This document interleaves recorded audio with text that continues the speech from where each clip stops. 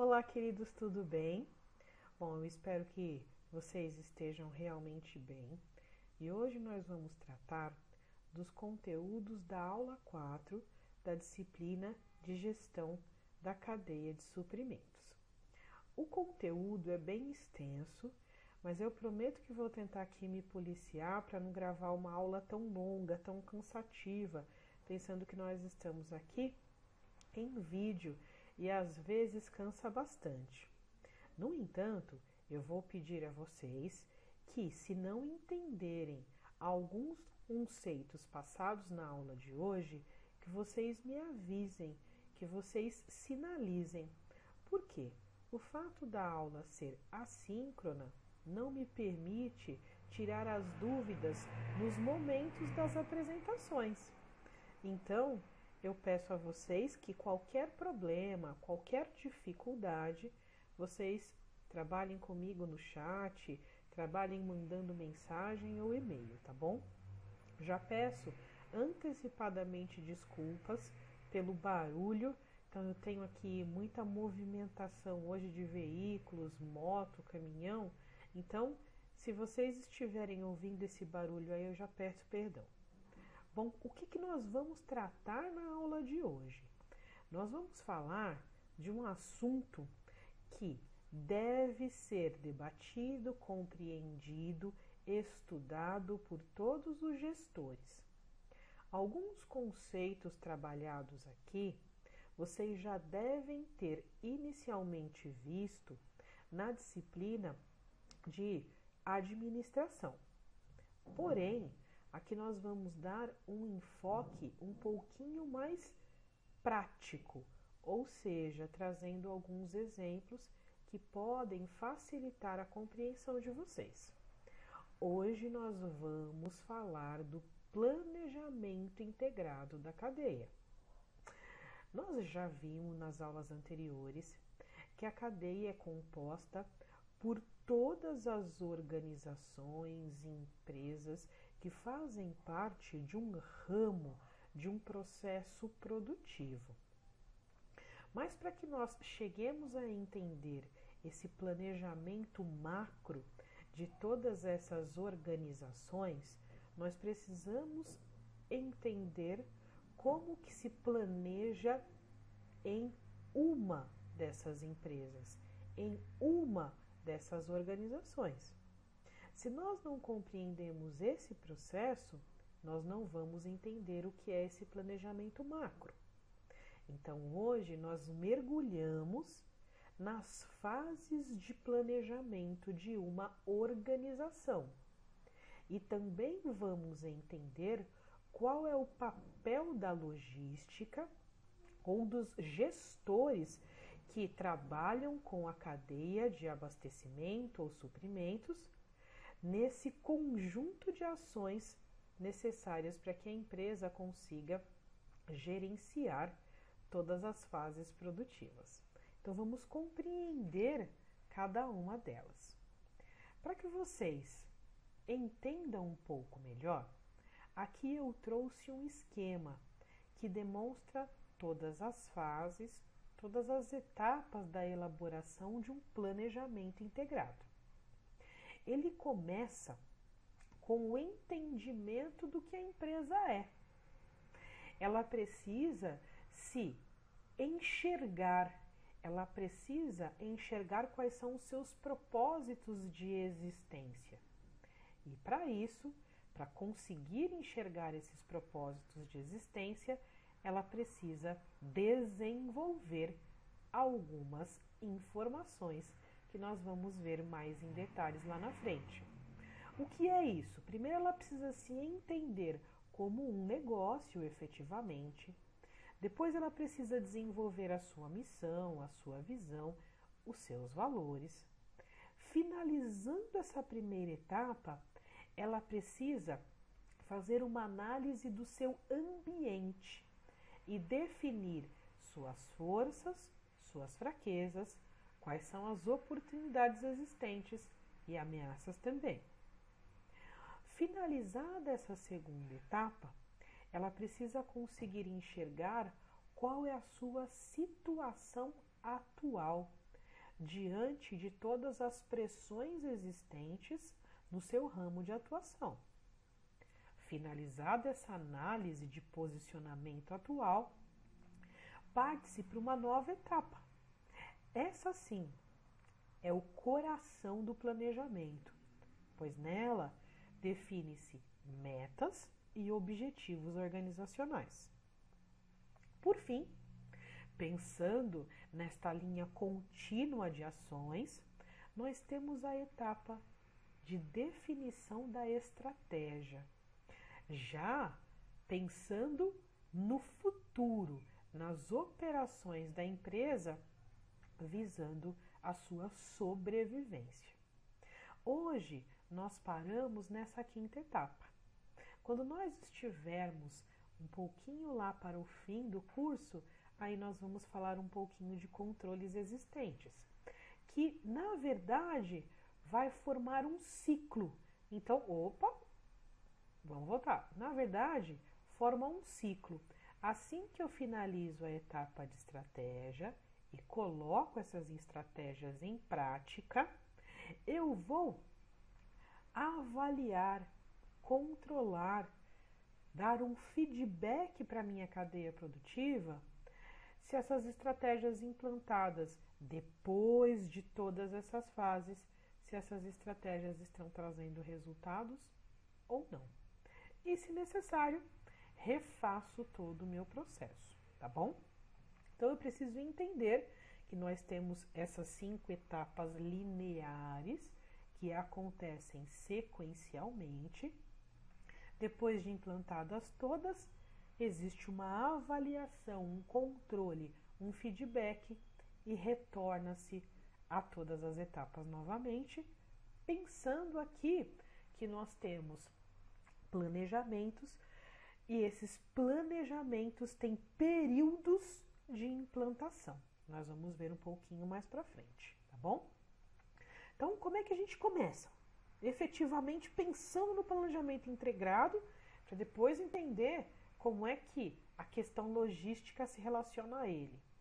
Nós vamos entender cada uma dessas fases da primeira etapa e continuaremos até chegar na quinta, tá bom? Vamos começar. A primeira etapa se inicia com a definição do negócio em que a empresa está. Primeiro, ela precisa se entender como empresa. Quando nós nascemos, vamos crescendo e nós descobrimos aquilo que nós queremos fazer para ganhar a nossa vida, né, para nos sustentar, nós dizemos que isso é entender a nossa missão aqui na Terra. Bom, quando a gente fala da empresa, ela também precisa começar se entendendo por gente, né? O que ela faz? Ela é uma empresa do ramo de alimentação? Ela é uma empresa do ramo de construção? Ela é uma empresa do ramo de prestação de serviço, de moda? Ela é uma empresa de geração de energia? Então ela precisa conseguir se enxergar, se entender, saber a qual núcleo ela pertence. Quando ela se enxerga, fica mais fácil compreender tudo que está ao seu redor. E quando nós compreendemos tudo que está ao nosso redor, nós conseguimos tomar decisões. Sem saber qual é o tipo de negócio, não é possível tomar decisão. Então, começa por aí. Se você está atuando numa empresa hoje e você, funcionário, não sabe qual é o ramo de atuação dessa empresa, o que o negócio é em si, comece a buscar essa informação. Comece a se situar. É importante se situar dentro da organização. Como gestor, você precisa desenvolver essa habilidade conceitual, buscar essas informações. Depois que a empresa se conhece, sabe qual é o seu ramo e a sua atuação, A próxima fase é definir algo que se chama missão. Missão é o que realmente a empresa nasceu para fazer. Aqui eu trouxe um quadrinho e algumas afirmações que ajudam a definir, a enxergar o que é a missão de uma empresa. Bom, ela precisa compreender qual é o seu propósito de vida, qual é o seu propósito de existência, para que essa empresa existe, por que ela foi fundada. Então, é preciso compreender isso a partir da missão. Depois, a gente precisa responder o que essa empresa ama fazer. É o que a gente chama de core business, é o que a gente chama de atividade fim. Ela precisa investir, desenvolver aquilo que ela ama fazer. Então, o que a sua empresa ama fazer? O que você ama fazer? Essas duas coisas, elas estão aí atreladas, elas estão em conjunto? Se estão, a sua possibilidade de crescimento dentro da empresa é muito grande, porque a sua missão está de acordo com a missão dessa empresa. Depois, além de descobrir o que ela ama fazer, também é necessário descobrir o que ela faz de bom. No que a sua empresa é boa? Ela consegue se destacar pensando nas empresas concorrentes? Ela consegue ser a melhor naquilo que ela faz? Então, é necessário também desenvolver essa capacidade de ser melhor em algo, de ser diferente em algo. Isso faz com que ela permaneça na sua missão por mais tempo. Depois, o que o mundo precisa? A gente já falou do que a empresa ama fazer, do que ela faz de bom, mas o mundo precisa disso que a sua empresa ama fazer? Disso que ela faz de bom? Se o mundo precisa, ok, também existe aí uma possibilidade de existência que vai perdurar ao longo dos anos. Mas, se o mundo já não precisa daquilo que a sua empresa está fazendo, já é um momento de se preocupar. Eu me lembro, e alguns aqui na sala vão se lembrar também, nem vou dizer o nome porque vocês vão saber, que, por exemplo, quando eu era jovem, eu fiz um curso que se chamava datilografia. Eu aprendi a digitar, na verdade, datilografar, em uma máquina de escrever. No Brasil, nós possuíamos uma grande empresa que fabricava máquinas de escrever e conseguia competir com outras empresas no mundo. Essa empresa se chamava Olivetti. Se vocês tiverem curiosidade, procurem aí no Google. Olivetti era o nome da empresa. Só que, gente, máquina de escrever já não existe mais. Essa empresa, por consequência, também já não existe mais. Ela não foi acompanhando as transformações do mercado e ela morreu com a inexistência da necessidade de utilização de máquina de escrever. Ou seja, a empresa tem que descobrir qual é a sua missão, declarar essa missão e precisa também acompanhar os movimentos do mercado.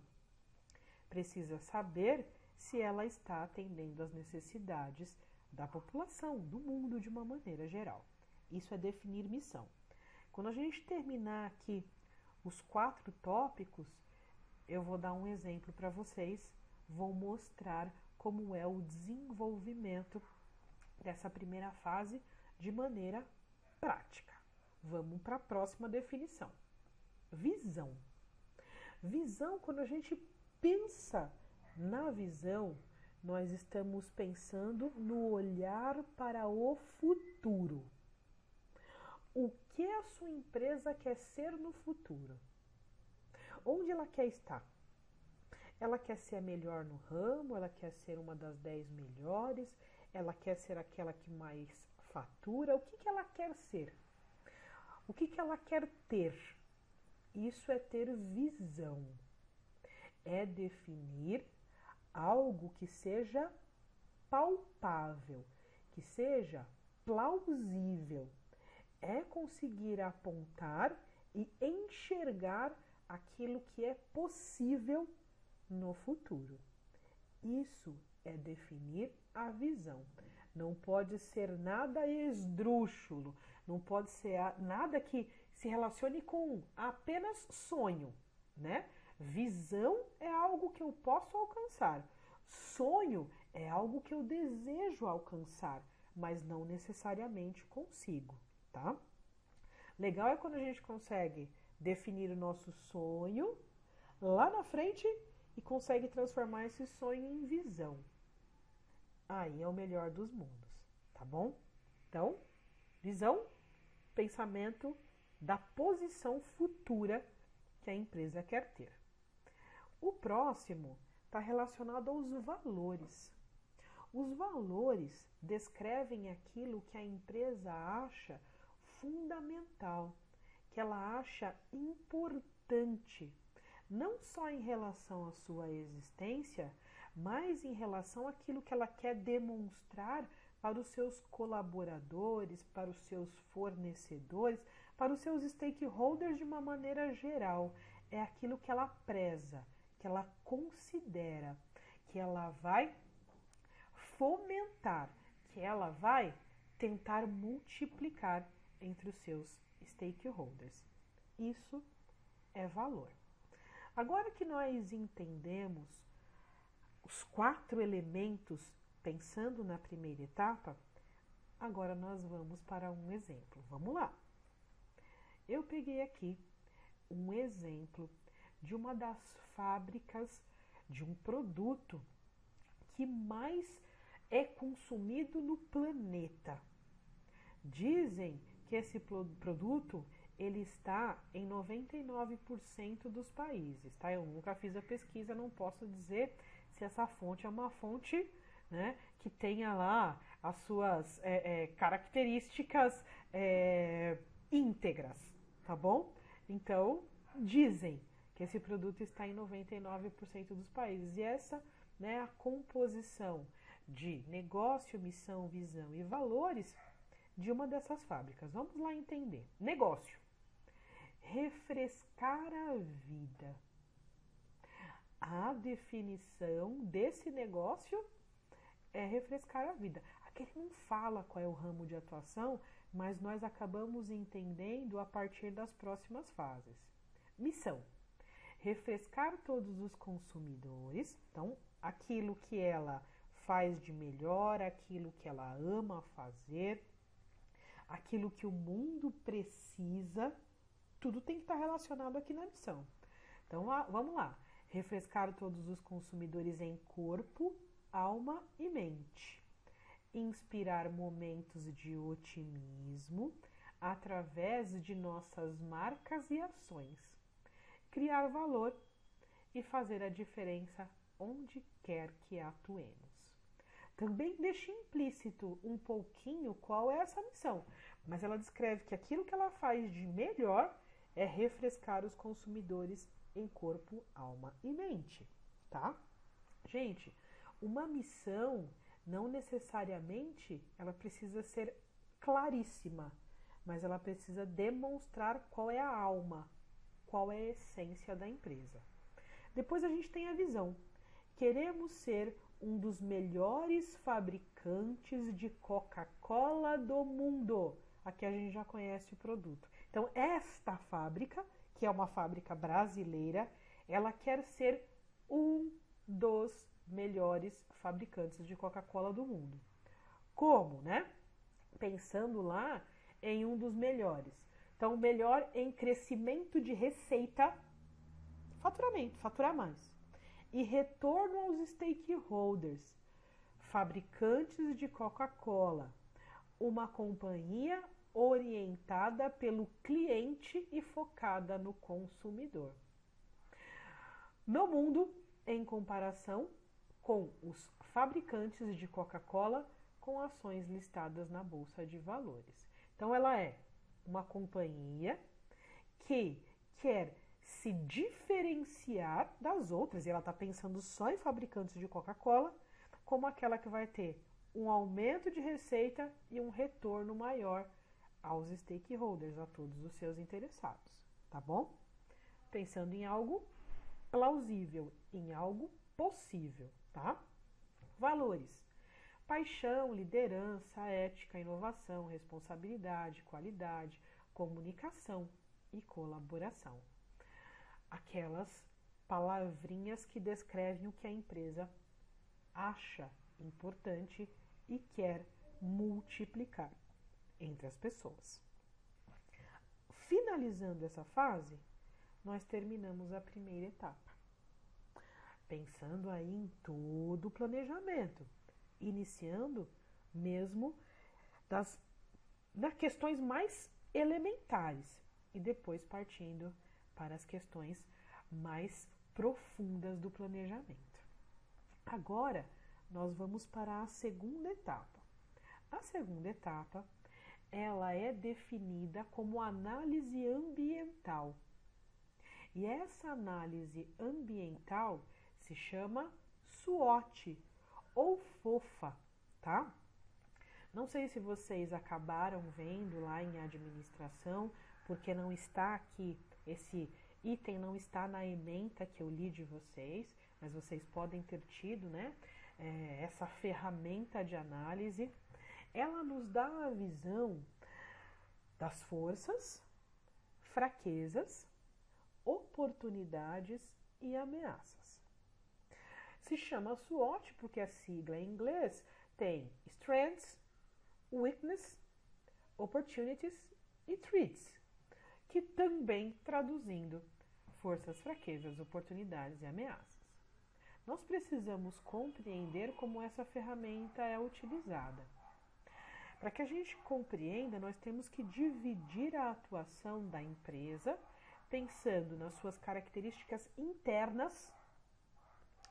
Quando a gente fala ali de recursos internos e pensando nas suas ações externas, sob as quais ela não tem domínio. Nós chamamos de macroambiente organizacional. Então, nós vamos compreender que forças e fraquezas são características internas que podem estar referenciadas pensando nos recursos internos da empresa. E nós vamos perceber que as oportunidades e ameaças, elas são encontradas no ambiente externo.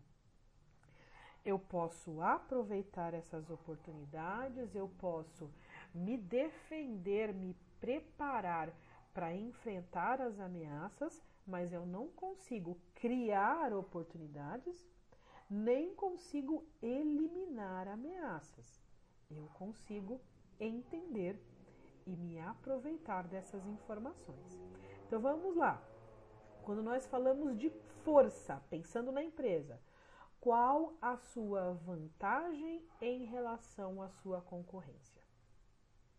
Preciso compreender se existe essa vantagem em relação à minha concorrência. Fraquezas. Qual é a sua desvantagem em relação à concorrência? É o oposto, né? É o inverso da moeda, tá bom? Quando a gente fala de oportunidades, quais são os seus potenciais de crescimento dentro desse ramo de atuação, dentro dessa cadeia de abastecimento? E aqui as ameaças, que potenciais podem comprometer as suas ações? O que está comprometendo as suas atividades? Então vamos lá. Forças e fraquezas são sempre internas, oportunidades e ameaças sempre externas. Vamos a exemplos. Então, vamos compreender um pouquinho mais essa questão de maneira bem pontual, tá bom? Como é que a gente começa essa análise SWOT? Nós vamos começar a partir do ambiente interno, analisando forças e fraquezas. Vamos lá. eu olhei a minha empresa, né? Minha empresa está aqui. Eu preciso acompanhar aqui forças e fraquezas existentes nessa empresa. Como é que eu analiso isso? Então, eu vou analisar cada um dos meus recursos e vou dizer, isso é uma força ou é uma fraqueza para mim? Vamos embora.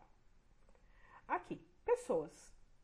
As pessoas que trabalham na sua empresa, elas são forças ou são fraquezas?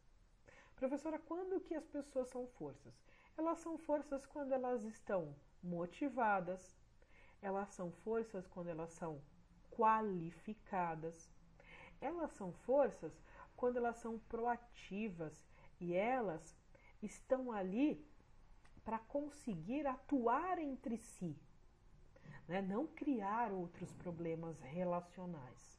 Então, isso é força.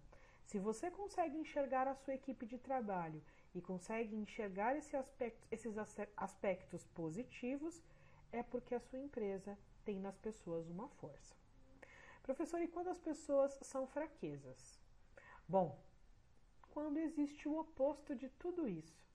Quando elas estão desmotivadas, quando elas estão cansadas porque a qualidade de vida no trabalho não é boa, quando elas não têm qualificação, então elas não buscam estudar, elas não estudaram, elas não têm essa ânsia de aprender, quando elas não têm proatividade, elas fazem aquilo que está definido ali pelo chefe, pelo patrão, mais nada. Aí elas são uma fraqueza.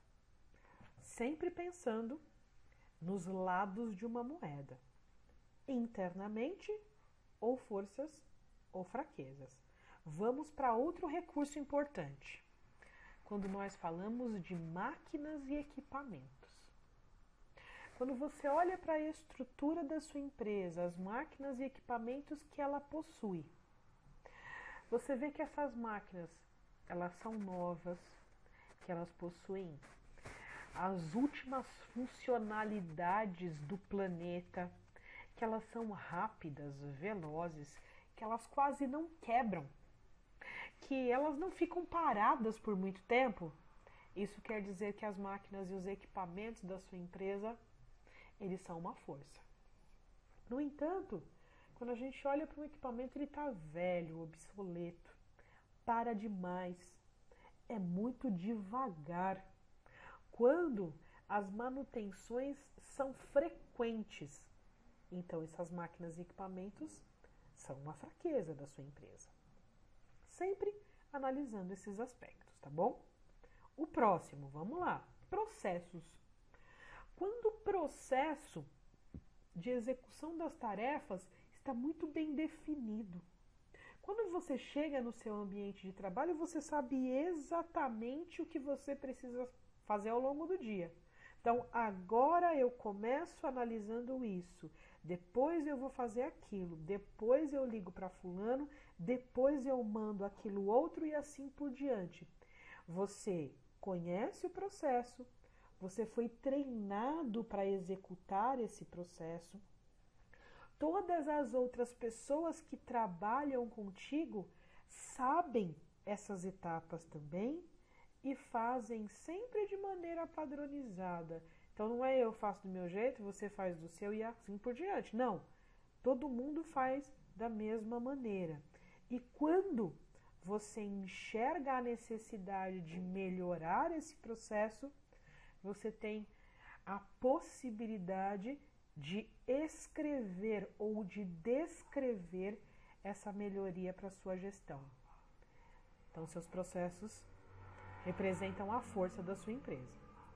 Quando não existe treinamento, você não sabe exatamente o que precisa fazer, você não sabe como melhorar as suas ações ao longo do dia, cada um faz alguma coisa e cada um faz do seu jeito, quer dizer que os seus processos internos são uma fraqueza e eles precisam ser melhorados.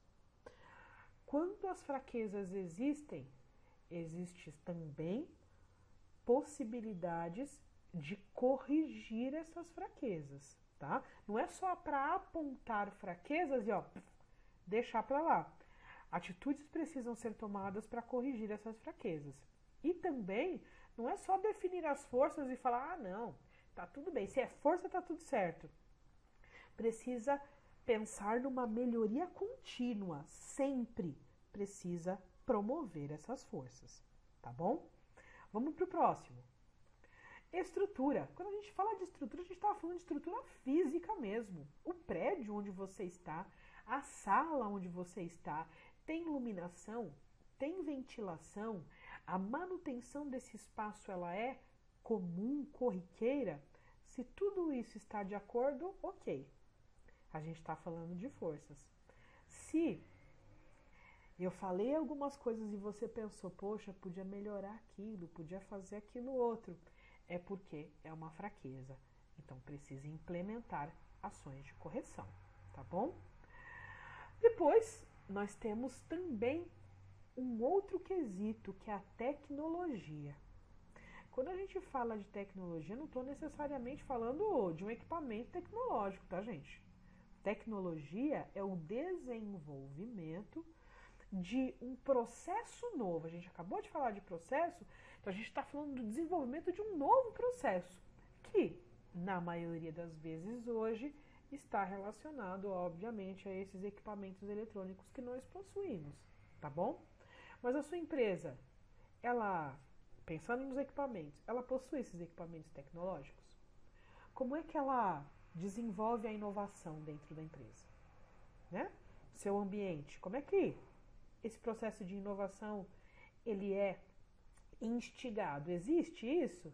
Ou você, quando entrou na empresa e você está lá 10, 15 anos na empresa, é sempre do mesmo jeito? Nada nunca mudou. Se nada nunca mudou, é porque esse desenvolvimento tecnológico não existe. Apesar da empresa poder ter aqui vários equipamentos, tá bom?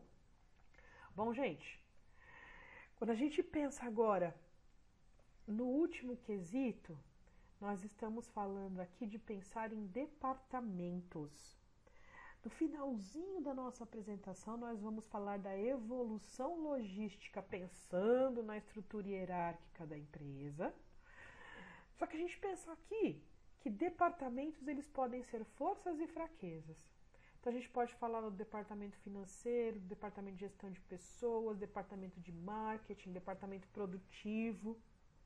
Esses departamentos eles são consolidados na sua empresa? Esses departamentos eles têm esses papéis bem definidos e eles conseguem trazer aí algo positivo para a empresa?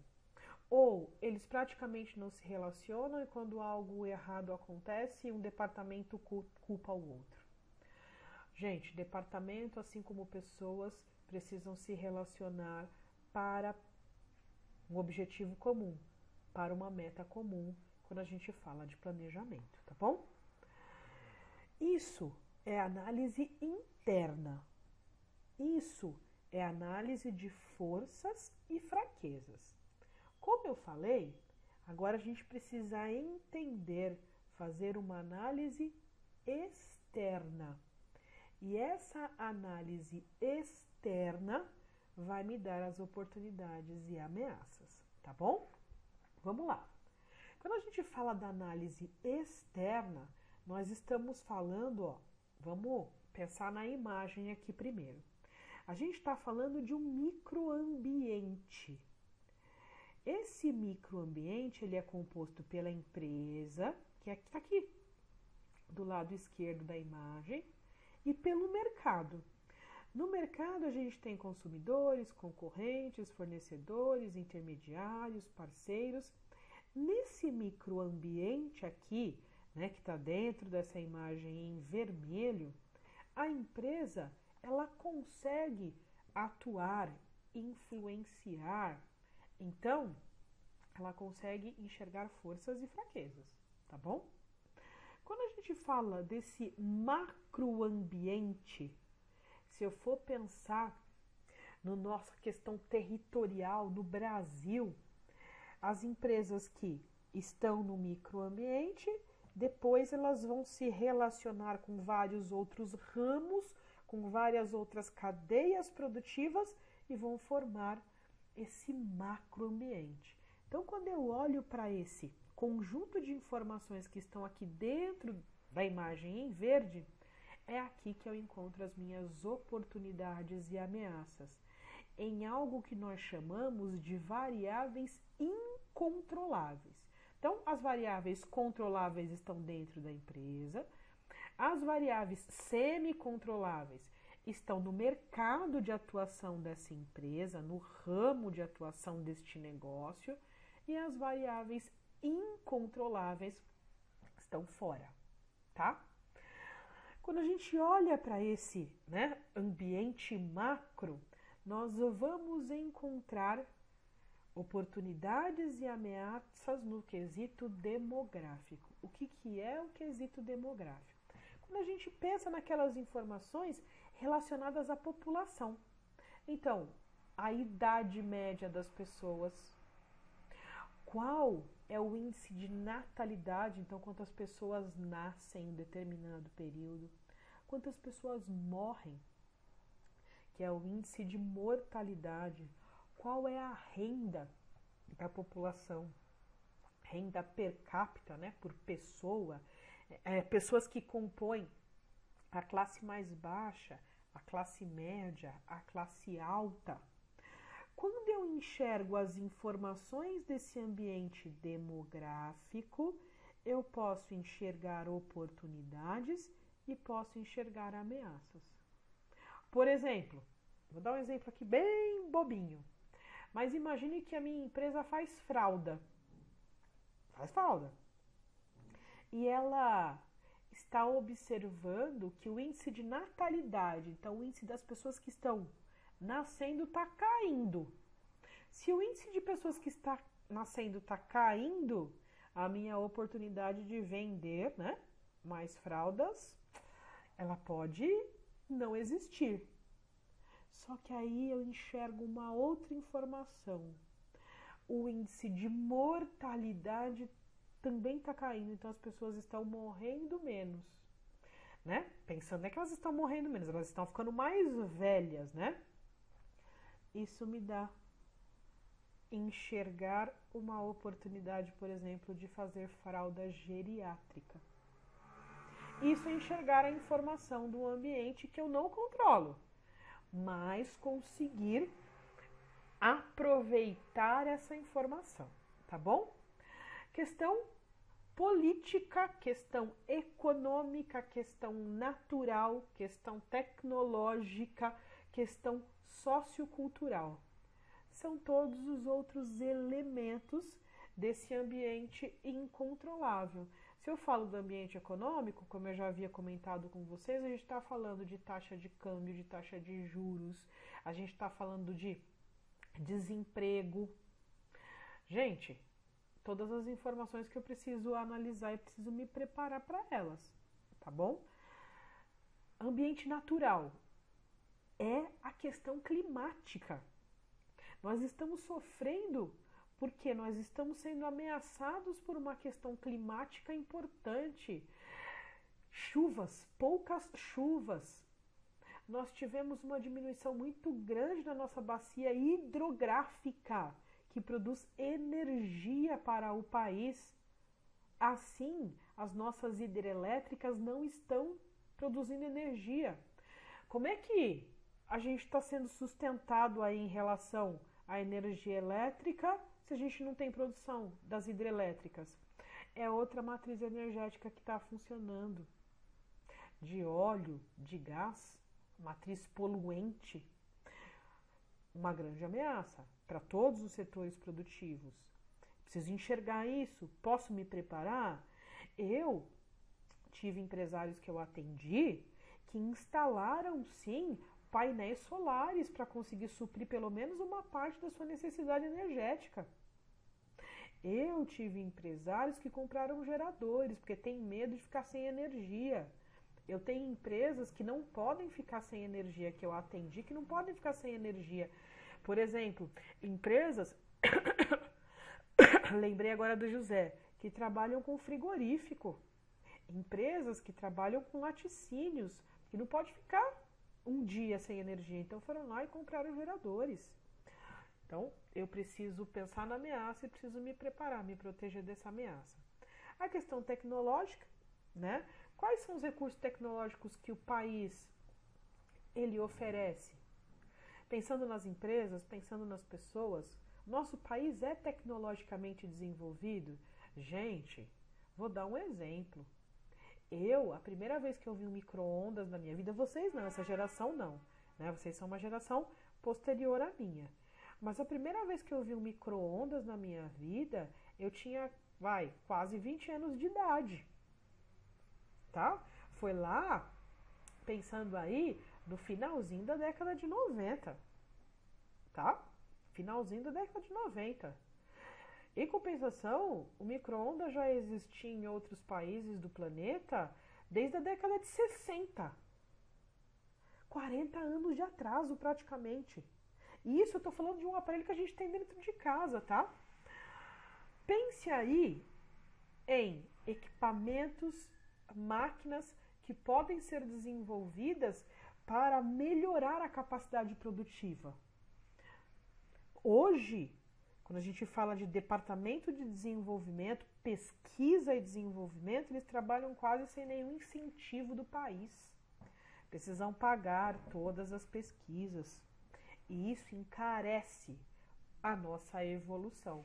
Por isso que dizem que o nosso país, ele é um país de força braçal e não de força intelectual. Porque a gente não desenvolve pessoas para pensarem, pessoas para melhorarem os processos, tá?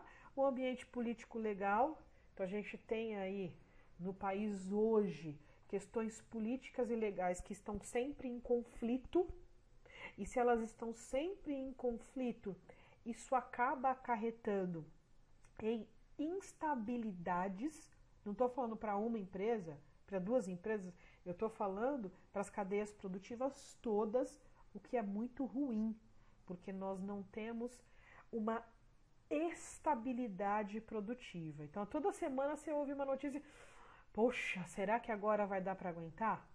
Então, é complexo. Quando existe uma paz, uma tranquilidade no ambiente político legal, existe também a possibilidade de preparação futura. Aí sim dá para planejar melhor, tá? E a questão sociocultural é como as pessoas encaram efetivamente a cultura e como nós, né, nos aproveitamos como empresa disso. Um exemplo que eu costumo dar, que é um exemplo relacionado à nossa cultura de assistir novela. Então, todas as vezes, e não estou falando que é uma cultura que tem continuado, tá? É uma cultura que a cada vez mais ela tende a se enfraquecer, mas ainda possuímos. Se você parar na sua casa agora, né, que vai terminar daqui a pouco o jornal, ou você tá, sei lá que horário que você está assistindo, mas um horário que a gente está falando de 7 horas da noite, as pessoas estão assistindo televisão e estão assistindo novela. E a novela antigamente ditava muitas regras e ditava muito consumo, né? Então, se aparecia um produto na novela, as pessoas corriam lá e compravam. Era um batom, era uma maquiagem, era um carro, elas iam lá e compravam, tá bom? Então, a questão cultural é aproveitar essa necessidade de consumo cultural e pensar em oferecer produtos para as pessoas, tá bom? Bom, gente, estou me estendendo demais, vou tentar dar uma corridinha aqui. Exemplo. Então, aqui eu tenho forças, fraquezas, oportunidades e ameaças de uma empresa. Vamos lá, forças. Nome e marca de reputação forte no mercado mundial. Grande número de lojas, constante inovação de produtos, adaptação do menu aos locais de implantação, forte investimento em publicidade e marketing, preço competitivo, administração de cadeia de suprimentos just in time, ela gere, né, a sua cadeia de suprimentos, presença como patrocinador em grandes eventos, associa filmes e desenhos com seus produtos, e aqui a gente tem um exemplo de produto que é o McLanche Feliz. Então, a gente está falando aqui da análise das forças e fraquezas do McDonald's, tá? Fraquezas. Pouca variedade de alimentos saudáveis, sim, quase não possui. Atendimento lento de pedidos especiais, então alguma que você tirar o picles. Acabou, vai demorar. Eu queria falar um pouquinho mais sobre isso, mas a gente não tem muito tempo, tá? Danos ecológicos na produção dos seus produtos, muito óleo, muita, né? A produção, ela acaba gerando esses resíduos que vão contaminar a natureza. Má reputação quanto aos direitos dos funcionários e condições de trabalho. Se tem alguém aí que já trabalhou no McDonald's, sabe disso. Eu já tive muitos alunos que trabalharam no McDonald's.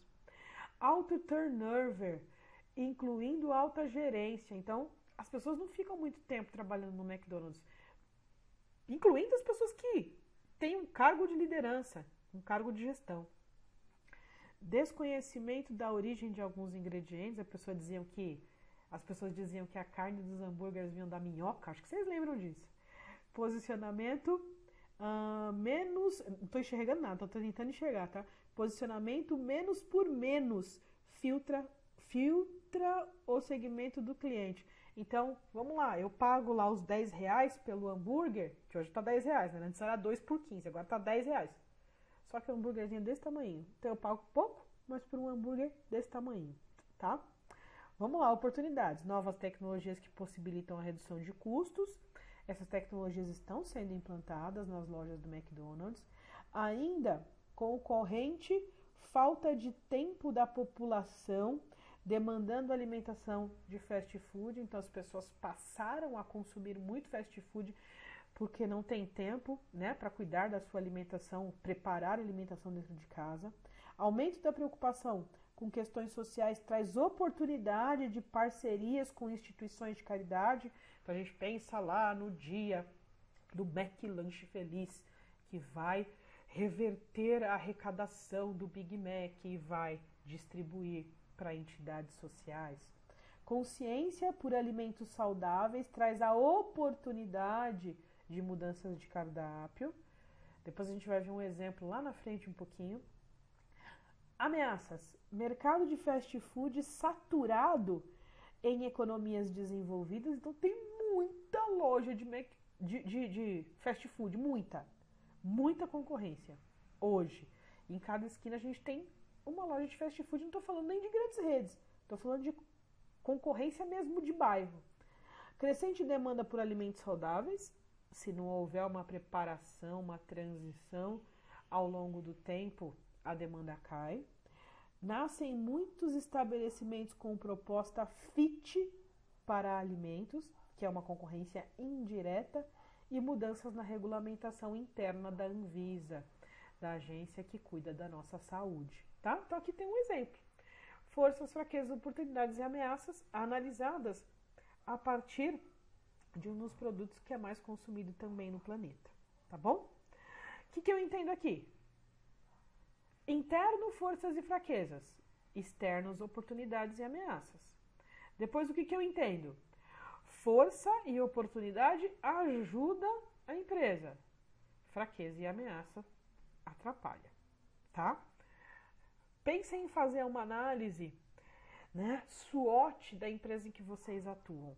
Não vou pedir isso como ação para hoje. Eu tô até pensando em pedir. Depois eu vou pensar melhor e vou ver como é que a gente põe nos exercícios, tá bom? Vamos continuar. Terceira etapa. A terceira etapa, ela constitui na análise da situação, tá? Aqui, para pensar na análise da situação atual da empresa, eu trouxe um outro conceito que se chama forças de Porter. É um conceito que descreve que a empresa, ela está aqui, ó, sempre no centro. E ela está no centro buscando a concorrência e rivalizar com essa concorrência, sempre buscando ser melhor que essa concorrência. No entanto, ela está sofrendo pressão de todos os lados. Quando a gente fala de pressão de todos os lados, nós estamos falando que no ramo de atuação das empresas podem existir ameaças de novos entrantes. O que são esses entrantes? São novos concorrentes. A gente chama de novos players, novos jogadores. para exemplificar o problema das empresas quando estão entrando novos concorrentes, é a mesma coisa que eu falar para você o seguinte: imagina que na sua casa tem 4 pessoas. Você, sua mulher, seu filho e sua filha, tá? Moram aí 4 pessoas na sua casa. Aí, no final de semana, você compra uma pizza. Uma pizza tem 8 pedaços, certo? 8 pedaços. Se eu for fazer uma divisão igualitária, são 2 pedaços para cada um, correto? E aí, de repente, não mais do que de repente, chega lá no sábado à noite na sua casa a namorada do seu filho. Você comprou a pizza. O que vai ter que acontecer? Essa pizza que antes era dividida para 4, agora vai ter que ser dividida para 5. É a mesma coisa quando nós falamos do mercado em que uma empresa está inserido. Ela tem lá o número de clientes. Esses clientes são divididos por todos os jogadores, todos os players, todos os concorrentes. Se chega mais um concorrente, começa a redividir essas pessoas. Então, pode ser menos para mim, menos para você. Depende do número de concorrentes, tá? Então, existem mercados que quase não entram concorrentes novos. A gente podia dizer isso, por exemplo, do ramo bancário, né? Pensando em grandes bancos, a gente tinha no Brasil aí aquelas figurinhas carimbadas, tá? Bradesco, Itaú, Banco do Brasil, Caixa Econômica, Santander, figurinhas carimbadas.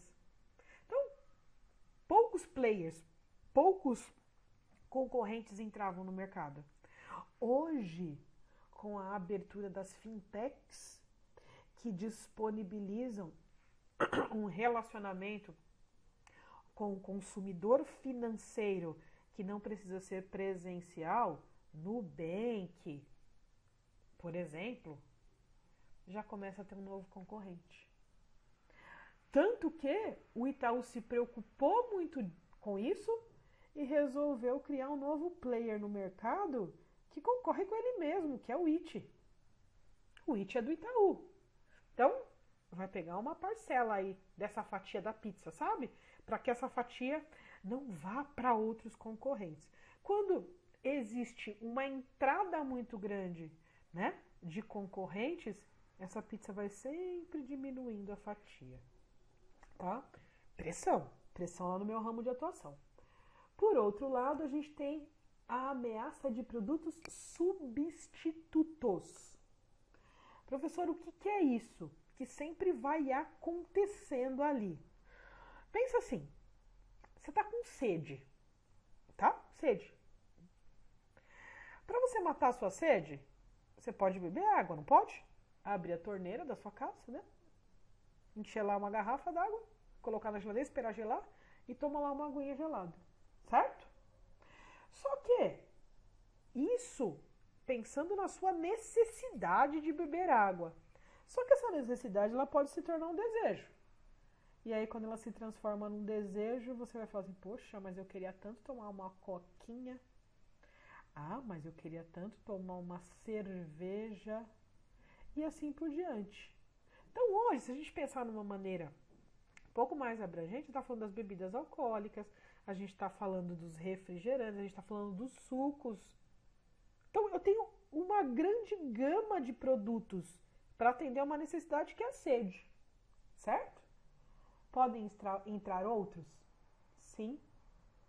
No Brasil, mais ou menos uns 2 anos atrás, 3, 4 anos, aumentou muito o consumo de chá. Aumentou muito o consumo de sucos, mas sucos naturais de verdade.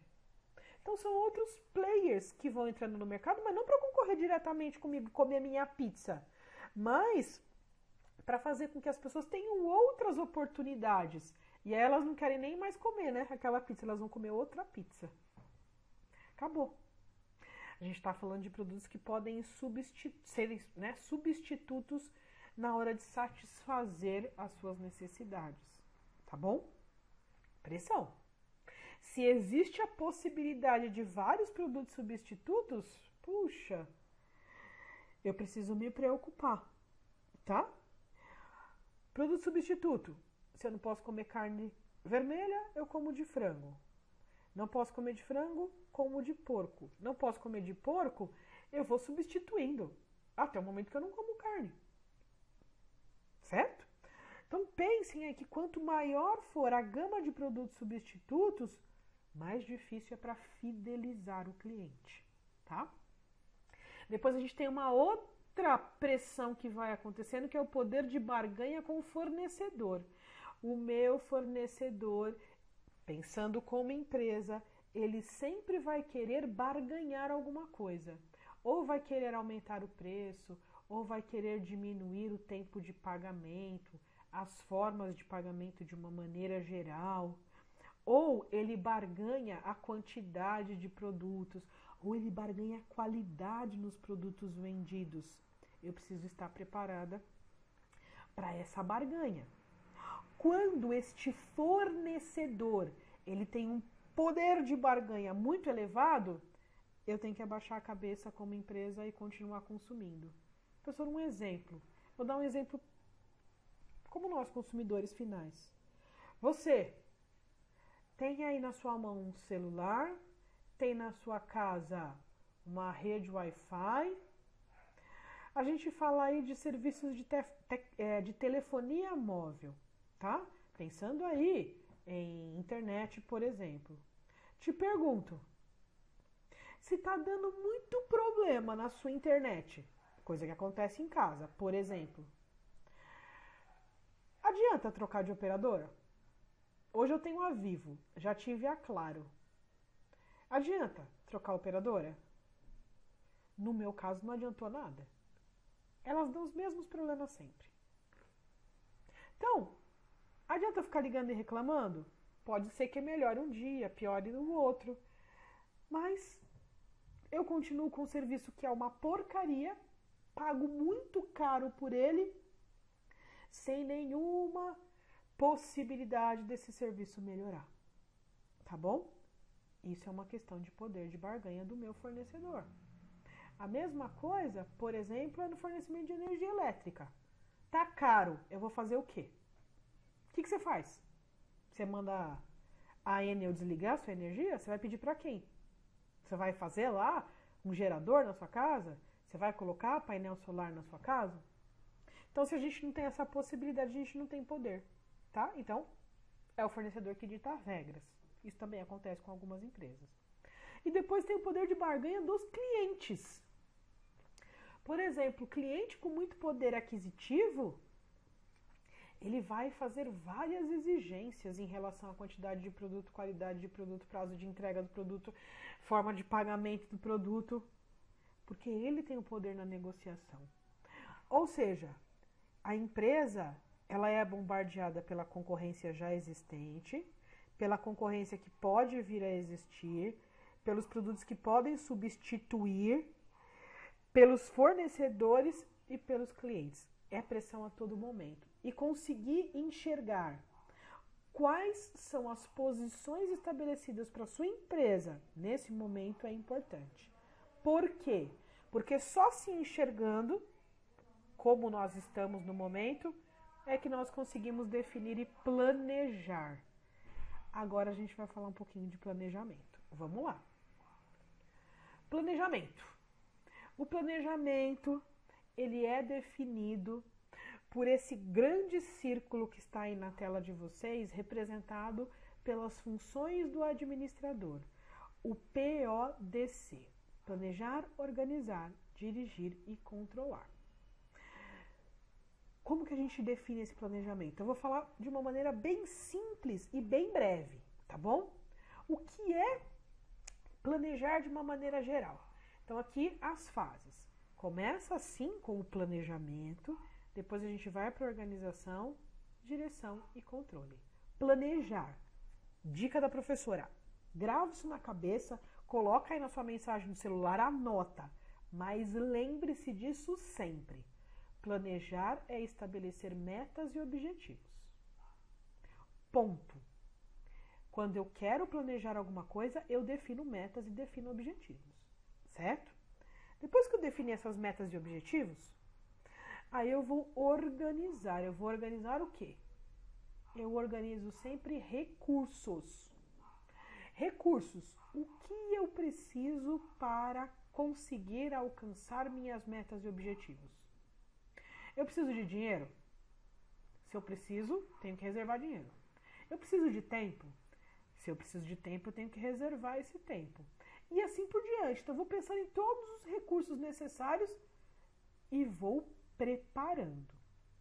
Depois que eu preparei todos os recursos, eu vou dirigir. Uma palavrinha para direção. Eu dirijo sempre pessoas. Então, eu vou dirigir sempre os meus recursos humanos. O recurso humano pode ser você mesmo, tá? Se dirigir. Ou pode ser sua equipe. A empresa vai sempre dirigir uma equipe, tá bom? E por último, eu vou controlar. O que eu controlo? Controlo resultados. Vou comparar esses resultados com as metas previamente estabelecidas. E é por isso que isso forma um ciclo.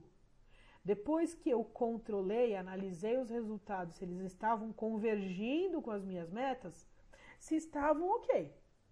Se não estavam, vou precisar reorganizar. Exemplo. Planejar. Vocês se planejaram para fazer o curso, eu acho. Imagino que, né? Então, vocês querem se formar em uma faculdade lá no próximo semestre. Vocês já querem estar formados. Vocês estão no quinto semestre, vão para o sexto.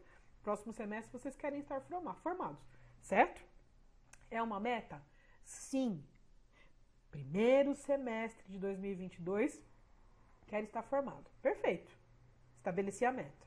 Quais são os recursos? Preciso de tempo? Preciso. Preciso de dinheiro? Preciso. Preciso de materiais? Preciso. E assim eu vou definindo os recursos, tá bom? E organizo esses recursos. Depois que eu organizei esses recursos, preciso dirigir. Dirigir quem? Vocês. Preciso estar presente na aula? Preciso fazer os exercícios? Preciso entregar os trabalhos? Se você não se dirigir, você não cumpre nada disso, tá? O que você vai controlar aqui? Resultados. Quais foram as suas notas? Em relação aos trabalhos, às provas, às atividades, aos exercícios? Você teve falta? Se você já está estourando aí no limite de falta, vai precisar controlar melhor ainda. Para quê? Para que lá no final você consiga atingir essa meta. As empresas trabalham da mesma maneira. Estabelecem a meta, organizam recursos, dirigem pessoas, controlam resultados, tá bom? Isso é planejar, tá? Relacionado ao PODC, tá bom? Bom, agora a gente tem que pensar no planejamento de acordo com os níveis da empresa e aí sim falar de planejamento integrado. Então tem alguns conceitos quando a gente fala de planejamento integrado.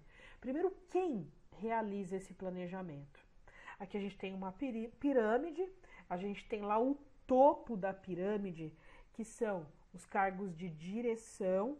A gente tem o nível intermediário da pirâmide, que é a gestão, e a gente tem o nível mais baixo da pirâmide, que é a operação.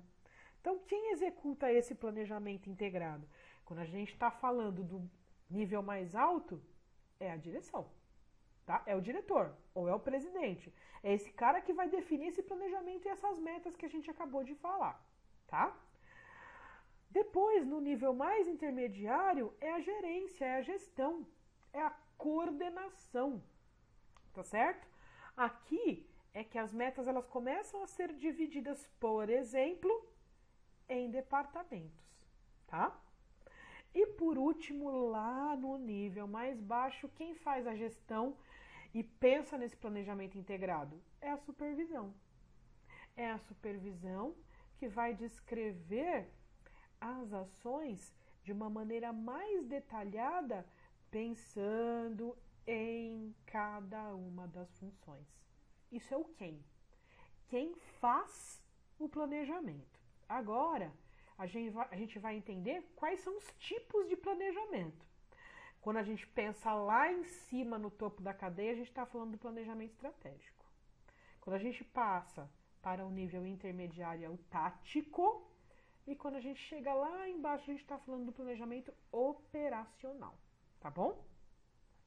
Depois, tempo. Esse planejamento ele é definido para durar quanto tempo? Aqui a gente não fala exatamente o tempo, mas a gente fala que esse período precisa ser de longo prazo, quando a gente está falando do planejamento estratégico, porque o planejamento estratégico está ligado com a missão, visão e valores da empresa. Também uma questão de futuro. Depois a gente fala de planejamento de médio prazo, porque eu pego aquele planejamento estratégico mais longo e vou pensar nesse planejamento traduzido para os meus departamentos. Então, ele é de médio prazo. Anual, bianual, tá bom? E depois, quando a gente fala lá no nível operacional, é de curto prazo. Pensando no curto prazo, eu tenho que falar de planejamento para um mês, de planejamento para uma semana. Depende da atuação da empresa, tá bom? Exemplos. Então, pensando lá no nível estratégico, de fala de planejar a missão, a visão e os valores da empresa, tá bom? Quando a gente fala do tático, a gente está falando de planejamento de filiais ou de departamentos. Quanto que precisa vender por ano, quanto que precisa comprar, quantos funcionários tem que manter e assim por diante. E depois, o operacional. O operacional, ele define tarefas, está relacionado com os processos, e as metas produtivas, como eu falei, de um mês, de uma semana, pensando ali no curto prazo, tá bom? Quando a gente faz uma comparação das necessidades de habilidade para cada um dos níveis, pensando no nível estratégico, o gestor precisa ter habilidade conceitual na sua grande parte, que é conhecer o negócio, tá? É a maior parte. No tático, os gestores precisam ter habilidades humanas, precisam saber lidar com pessoas. Tem um pouquinho de habilidade conceitual e de técnica, mas em grande parte humana.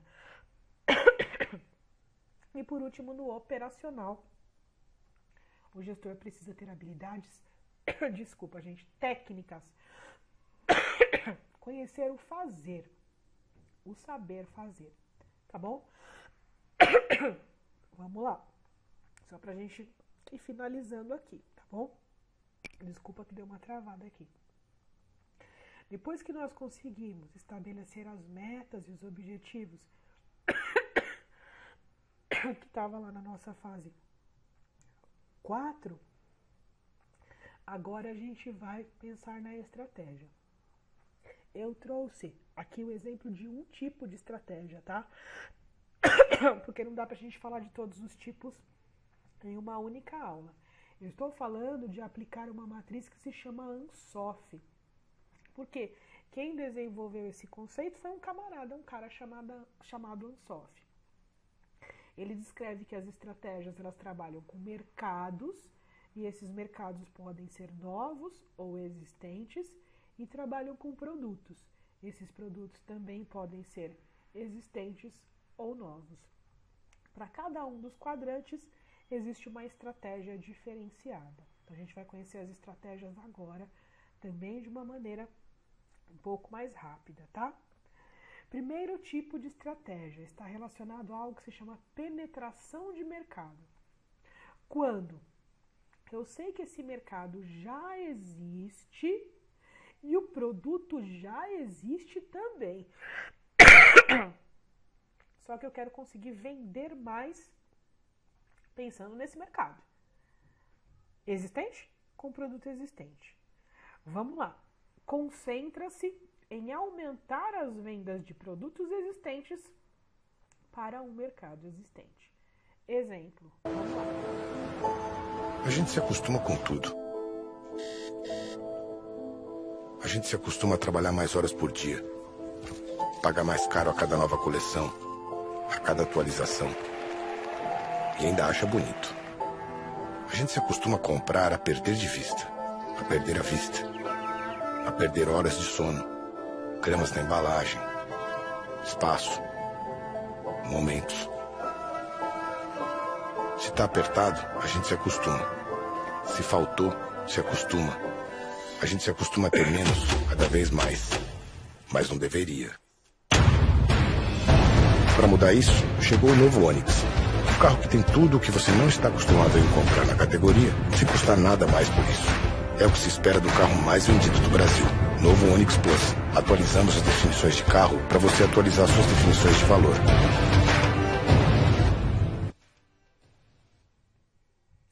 Bom, gente, há mais ou menos uns 2 anos, a Chevrolet lançou esse Onix, que é um Onix sedã, na verdade, né? Que assumiu o lugar do Prisma, que ela tinha lá, concorrendo dentro da sua própria plataforma de produção, e ela lançou esse carro, produto existente, em um mercado já existente também, pensando em aumentar as vendas do Onix, né?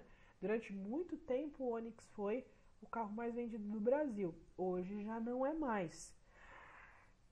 Por isso que quando a empresa pensa na estratégia, ela está tentando definir qual vai ser a sua diferenciação. Nesse caso, a Chevrolet queria se manter como a primeira a ser vendida, tá bom? Vamos para outra definição. Aqui nós estamos falando de uma estratégia de desenvolvimento de produtos, tá? Como? Então a gente está falando que os mercados existem, mas os produtos são novos. Tem o foco na introdução de novos produtos em mercados existentes. Isso se chama, como eu falei, estratégia de desenvolvimento de produtos.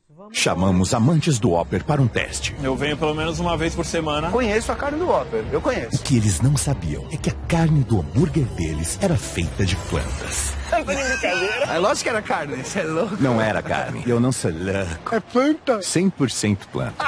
Onde que planta essas carnes? Foi feito de trouxa em rede nacional. É, foi. Grelhado no fogo, como churrasco.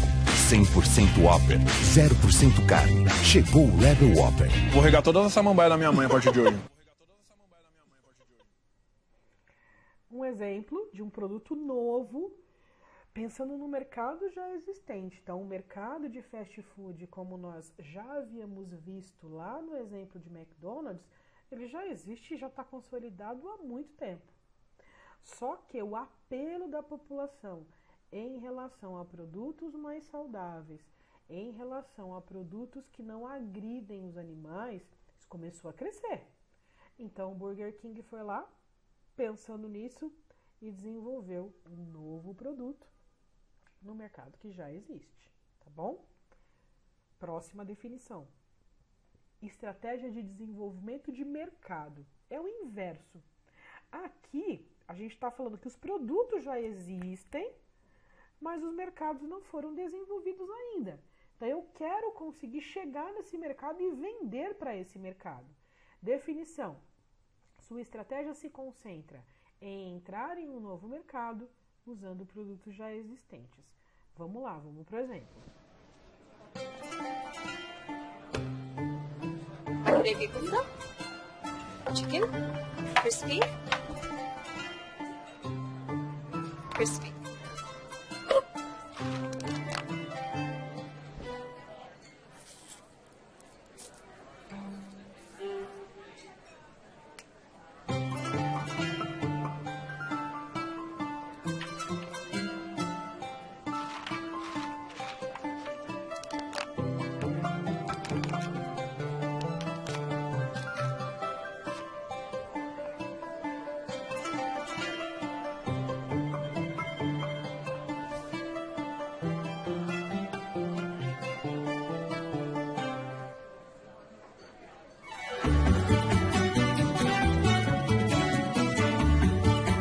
Old traditions, new choices.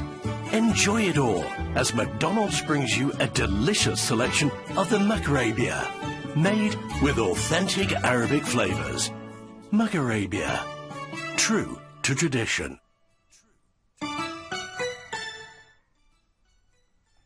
Bom, gente, esse comercial, como vocês viram, é do Mac Arábia. O Mac Crispy, ele existe desde que eu me entendo por gente, tá? Não vou nem falar quantos anos. Mais de décadas. Porém, o mercado árabe, pensando aí nos fast foods e na venda desses produtos, não estava desenvolvido. Vocês viram que, inclusive, esse Mac Crispy, ele não é num pão como esse que nós costumamos comer aqui.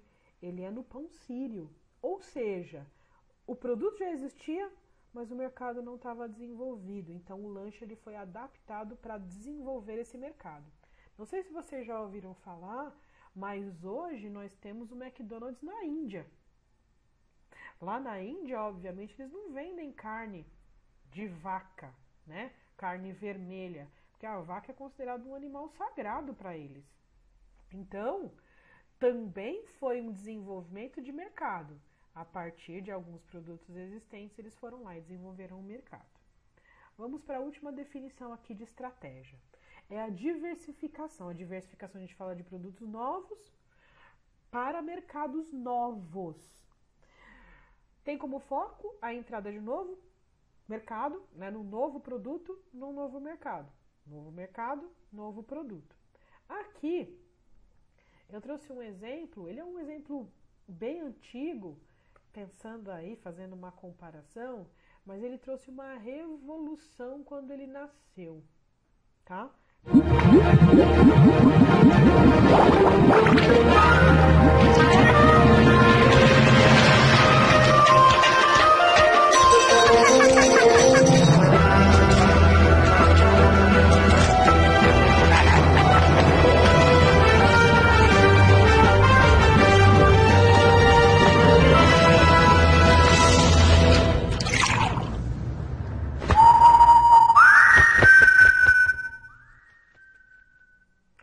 Bom, gente, como eu falei, o Red Bull é um produto antigo, né?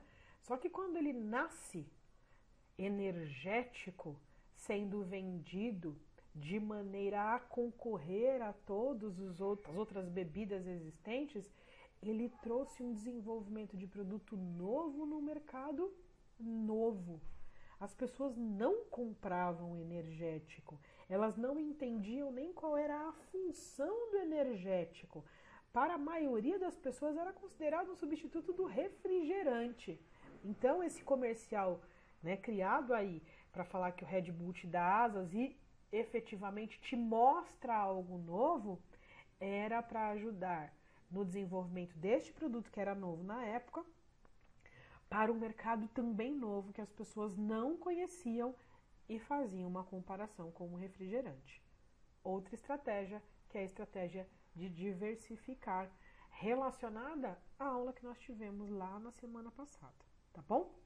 Para a gente finalizar, nós vamos entender um pouquinho do papel da logística nesse conceito de planejamento. Então tá aqui, quando a gente olha para essa imagem, nós precisamos entender que todas as atividades logísticas elas são interligadas com os processos produtivos da empresa, não só internamente, mas externamente também. Todas as movimentações logísticas nascem a partir da necessidade do cliente. Tudo que é realizado dentro da cadeia surge daí. Então a gente tem aqui, começa as operações, as tarefas, as atividades logísticas, elas nascem com o cliente. A partir do quê? Da previsão de demanda de um determinado produto. Quanto que eu vou vender de um determinado produto? Quanto que eu vou vender de refrigerante? Quanto que eu vou vender de carro? Quanto que eu vou vender de qualquer produto, hambúrguer, tá? Eu faço uma previsão de demanda. Depois, eu vou pensar em processar o pedido. Internamente, eu preciso ter uma comunicação de startar o processo produtivo. Então, eu vou lá e faço o processamento do pedido de processo, pedido de produção. Quem é que vai executar isso? É o PCP. Vocês me disseram que tiveram aula de PCP só teórica. Na semana que vem, nós vamos simular, obviamente não com toda a precisão do PCP, mas a gente vai simular a questão das restrições produtivas e das opções produtivas, tá? Porque o PCP faz o planejamento e o controle da produção. Planeja primeiro, depois ele controla, tá bom? Com isso, ele também faz o planejamento dos estoques de produto acabado. Quanto que eu preciso ter de determinado produto acabado? Só com esses processos iniciais é que eu vou definir a próxima fase, que é o planejamento de estoque de matéria-prima. Olhei lá a necessidade de comprar determinada matéria-prima. Aí eu vou fazer meu pedido de fornecimento. Né? Compro do meu fornecedor, mando a informação para ele, ele recebe, ele começa a fabricar, tá? Isso a partir, obviamente, da definição da compra. Depois, o meu fornecedor fabrica e faz o transporte dessa matéria-prima e me entrega. Quando ele me entrega, eu faço o armazenamento dessa matéria-prima. Depois que ela está lá armazenadinha, bonitinha, eu preciso dessa matéria-prima lá na minha produção. Então, eu transporto essa matéria-prima para a minha produção. Fabrico. Depois que eu fabriquei, eu armazeno esse produto acabado e, ao armazenar, recebendo efetivamente o pedido, eu transporto esse material até o meu cliente. Isso também forma um ciclo, partindo a informação do cliente e chegando para ele o material pronto. Vocês precisam entender como é que funciona esse ciclo e qual é a relação entre essas atividades, tá bom? Depois, como que a logística ela vai funcionar ainda pensando nesse planejamento integrado? A minha empresa ela se posicionou, ela definiu sua missão, visão e valores. Ela sabe o que ela quer fazer, como ela quer fazer. Como que a logística vai auxiliar nesse processo? Então vamos lá. Aqui a gente vê uma estrutura organizacional que é considerada para a logística uma estrutura antiga, antiquada. Por quê? Aqui nós temos a questão vertical, que eu tenho os principais departamentos lá em cima na pirâmide, depois a gente vai com ações até chegar na questão operacional. Então aqui a gente tem uma hierarquia de cima para baixo. No entanto, as atividades logísticas elas sempre funcionam na horizontal. Então aqui a gente tem processamento de pedido, depois a armazenagem da matéria-prima, depois a distribuição para o cliente. Enquanto a hierarquia ela funciona de cima para baixo, aqui a operação logística funciona na horizontal de um lado para o outro. Pensando que nós temos a divisão de departamentos dessa seguinte maneira: finanças, produção, marketing. Existiu ao longo do tempo uma evolução nesse conceito de departamentalização quando a gente pensa na logística. Mas eu já deixo aqui ressaltada que a maioria das empresas que nós trabalhamos ainda possuem a definição hierárquica dessa maneira mais arcaica, mais antiga. E com isso os problemas logísticos eles vão acontecendo. Então eu vou mostrar para vocês a evolução, tá bom? Com o tempo, pensando aí nas estruturas organizacionais, houve uma pequena evolução. Aqui começou a existir um papel de destaque quando se falava, no que está em azulzinho aí, tá? No gerenciamento de materiais e na distribuição física dos materiais. Pensando na matéria-prima, no produto acabado, na entrega para o consumidor final, Então começou a se perceber que existia a necessidade de pensar só em materiais. Então, mesmo que está lá no fim da cadeia hierárquica, criou uma gestão de materiais, e depois, mesmo que esteja aqui no fim da cadeia hierárquica de marketing, também se criou um departamento de distribuição física. Tá? Já foi uma evolução. Já existe departamento separado pensando na logística. Mas vocês percebem que esses caras estão no final aqui da cadeia? Então, o gerenciamento de materiais cuidava do planejamento das necessidades de materiais, do suprimento e da armazenagem de matéria-prima. A distribuição cuidava do transporte, do controle de estoque de produto acabado, do processamento de pedidos, do serviço ao cliente, da armazenagem do produto acabado lá no campo de entrega, tá? Mas ainda estava lá, embaixo, pensando na estrutura hierárquica.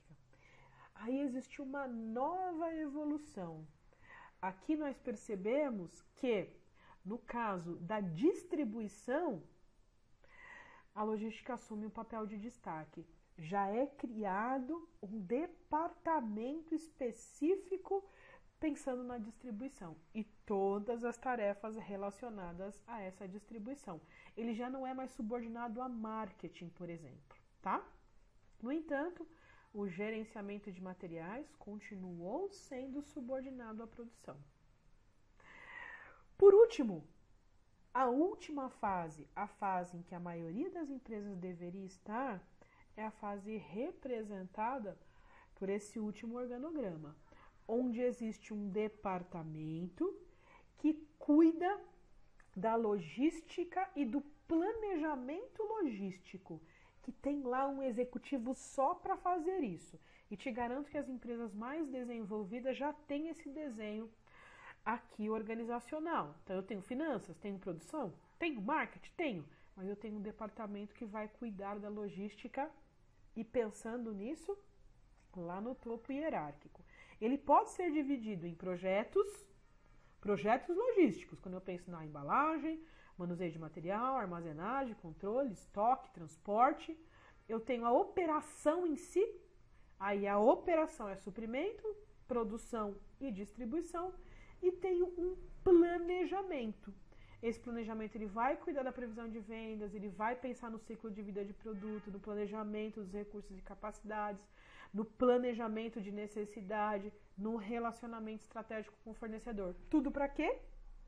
Para auxiliar a empresa a atender às metas e os objetivos definidos lá no planejamento estratégico, tático e operacional. Para quê? Para criar valor para a cadeia. Quando a gente olha para essas atividades em azul mais escuro, a gente está falando de logística de entrada, operação, logística de saída, marketing e serviços. Essas são as atividades primárias de uma empresa. São as atividades que a empresa precisa manter para a sobrevivência.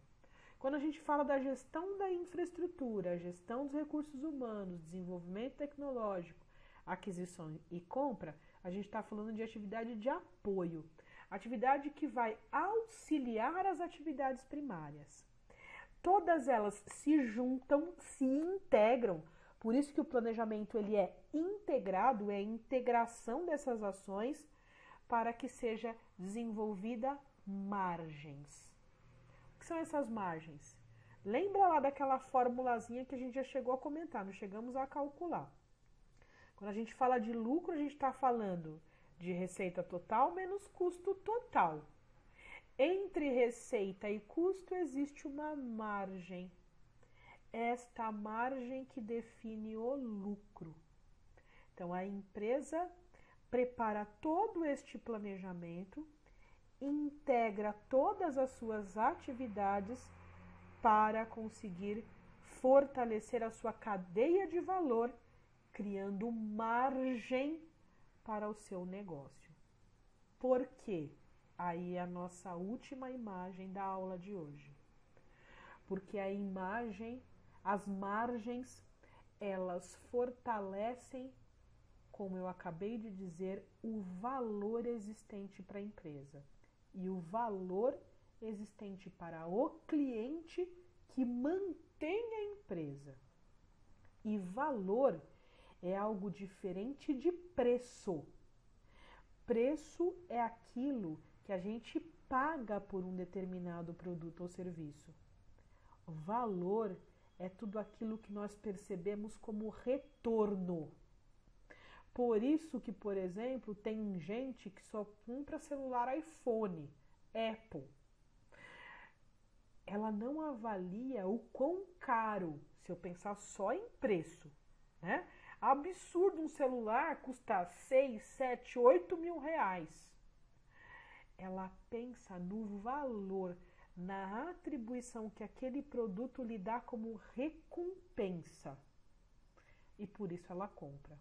Quanto maior for o valor de um produto ou de um serviço, maior é a possibilidade das pessoas comprarem esse produto e serviço e a empresa conseguir atingir as suas metas e os seus objetivos de planejamento integrado. Tá bom? Gente, obrigada por mais uma aula. Agora eu vou liberar os exercícios. Por favor, acompanhem aí no Teams e entreguem os exercícios, tá bom? Gente, é importante a entrega dos exercícios quando a gente fala dessa aula assíncrona. Não é só ouvir a aula, é assistir a aula e fazer os exercícios para que seja computada a presença e para que seja também computada a nota da atividade, tá bom? Gente, tchau, tchau. Beijos, até a próxima.